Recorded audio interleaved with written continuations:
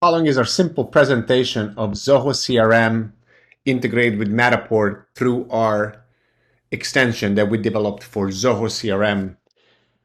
It's very simple. When you are in your leads or deals module and you want to bring in the Matterport inside view into a record, all you have to do is to select this ID in your Matterport URL, which is after the M equal.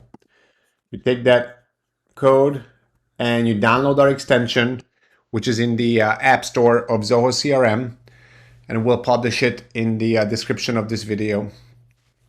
And then all you have to do is enter in the code into the Matterport ID field. And upon saving it, you could navigate over to the relayed list Matterport VR walkthrough, or go down in your record, and you're able to load seamlessly the Matterport inside of the record. So this is a great use case for public adjusters, contractors, real estate, anyone in those fields that are using Matterport,